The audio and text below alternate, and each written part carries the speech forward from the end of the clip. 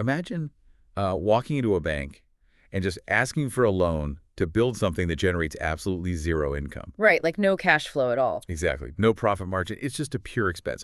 I mean, in almost any financial system on earth, you would be laughed right out of the room. Yeah, because a banker is looking for a return on investment, Yeah. right? And an asset that just, sits there. It doesn't fit the model at all. But today, we are taking a deep dive into a project in rural Ethiopia that did exactly that.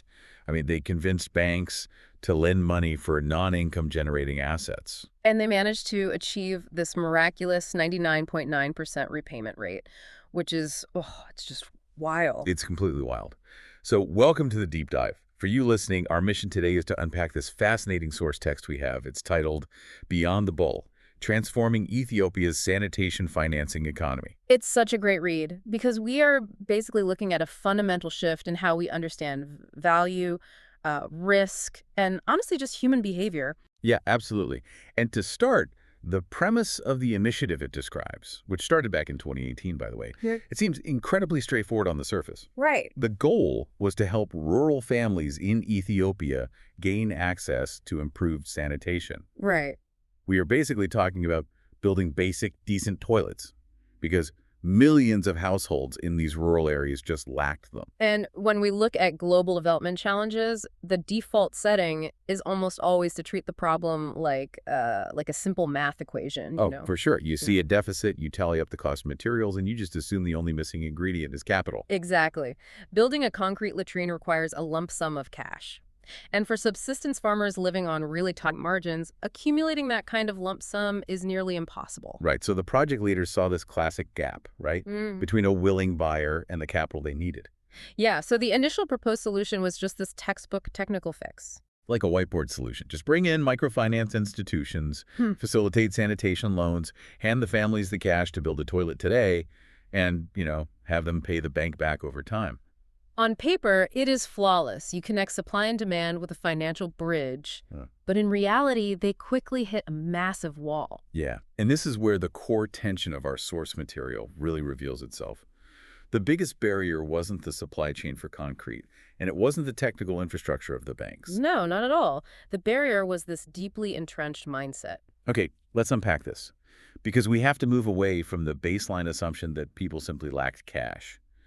We have to look at how these families actually viewed the very concept of a loan. Right, because in these communities, taking on debt is a massive, incredibly serious undertaking. Exactly. Every penny of debt has to earn its keep.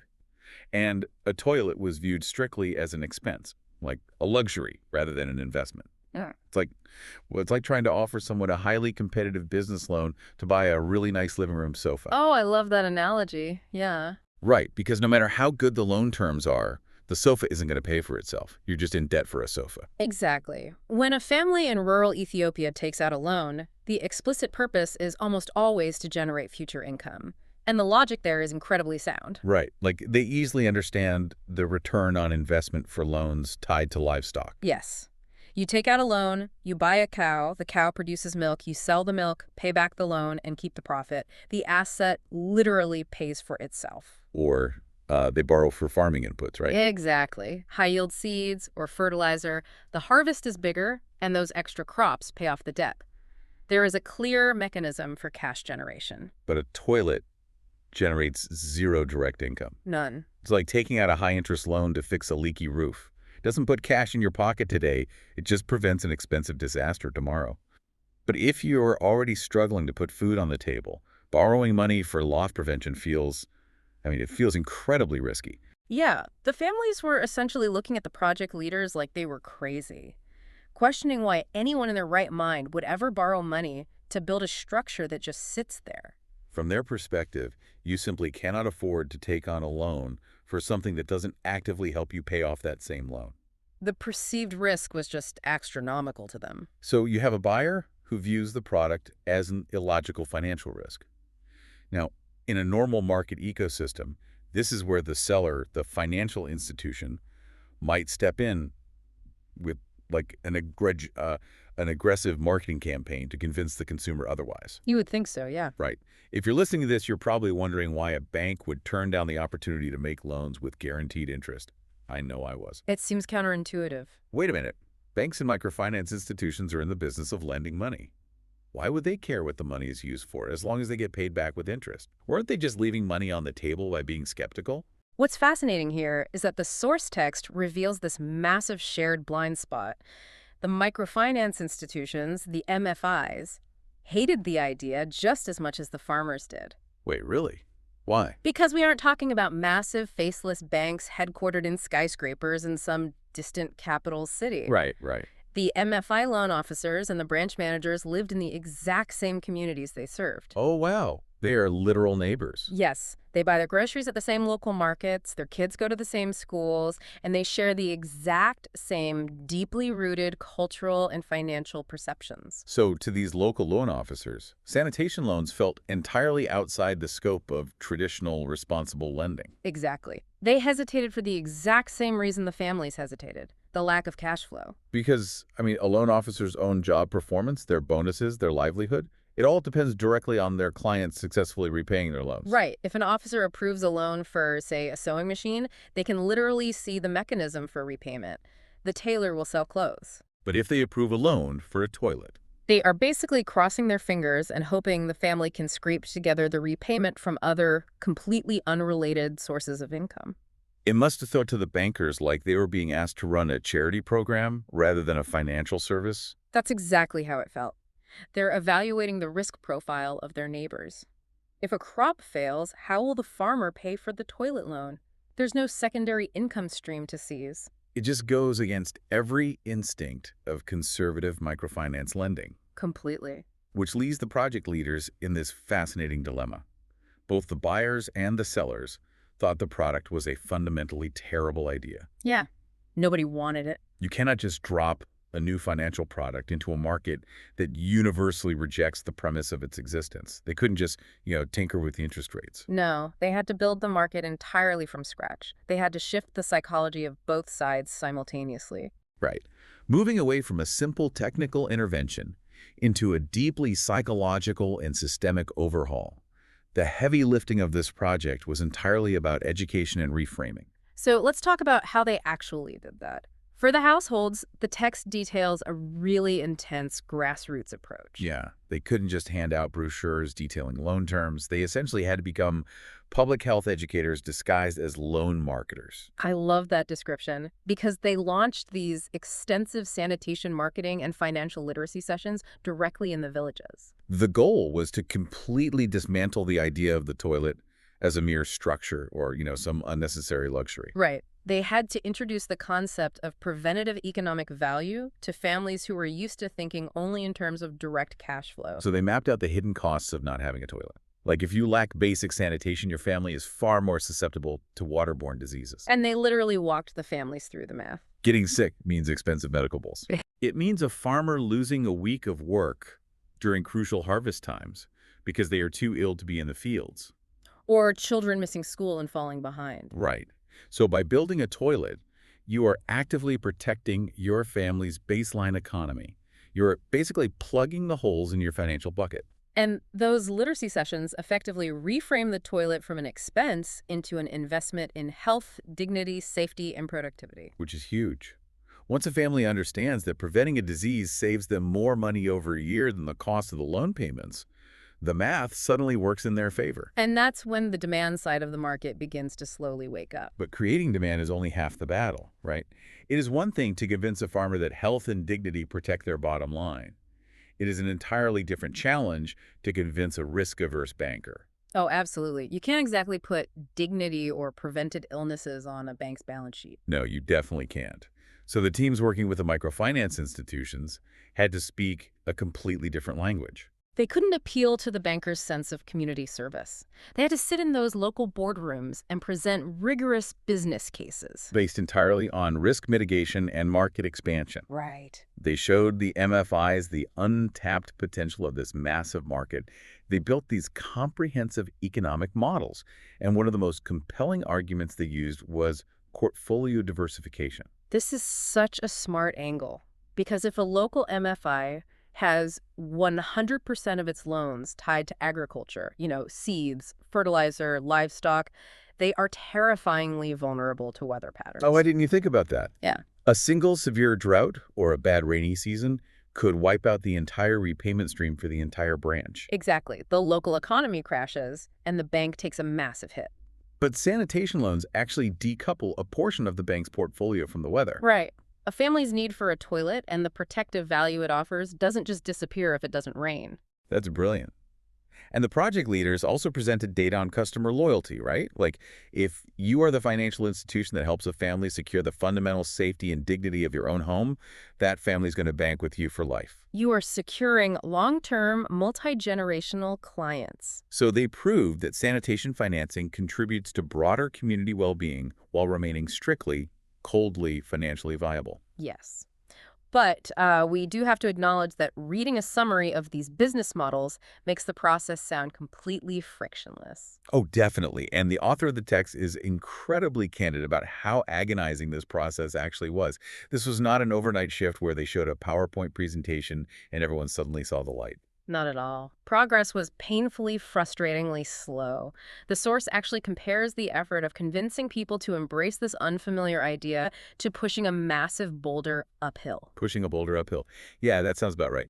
The text describes endless meetings with MFI branch managers that ended with far more questions than answers. And even when they managed to get agreement at the executive level to run pilot initiatives, they faced massive resistance on the ground. Right, because the individual loan officers, the ones actually evaluating the clients, they still couldn't wrap their heads around approving a non-income generating asset. They would drag their feet or subtly discourage clients from applying, or they just apply impossibly strict criteria because, their own bonuses were on the line. I mean, you are asking an entire ecosystem of people, farmers and bankers alike, to abandon the financial logic they have relied on for survival for generations. The sheer friction of changing human behavior at a systemic level just cannot be overstated. But the project leaders kept pushing that boulder. They maintained this relentless presence in the villages with the financial literacy sessions, just continuing to connect the dots between health and household economics. And they kept refining the risk models and business cases for the banks, addressing every single hesitation the loan officers brought up. And eventually, after all that grinding friction, the systemic reframing took hold. We finally reached the tipping point. Yes. Here's where it gets really interesting. The breakthrough is incredible to read about. Families, having fully internalized the protective economic value of a toilet, started actively walking into the MFIs and requesting the sanitation loans. They actually demanded the product. And because the project had spent so much time retraining the banks, the loan officers were finally ready to receive them. The loan officers transitioned from skeptical gatekeepers to active promoters. They actually began marketing the loans themselves during their community visits. That's a huge shift. Huge. The microfinance institutions shifted from reluctant participants in a pilot program to fully committed partners, allocating real, substantial internal resources specifically to sanitation lending. So what had been considered a completely impossible, illogical financial product just a few years prior slowly became a normal, everyday transaction. The market woke up and started functioning on its own. And the source text backs up this psychological shift with some really extraordinary hard numbers. Right. Millions of birr, the local Ethiopian currency, were mobilized and invested into these local economies, specifically through these sanitation loans. Tens of thousands of improved toilets were constructed across these rural communities. We are moving far past a successful boutique pilot program into a structural shift in how a society operates. And how it builds its own infrastructure. Exactly. But while the sheer volume of construction is impressive, the crowning statistic from the source text, the number that truly validates the agonizing uphill struggle of changing those mindsets, is the repayment rate. Yes.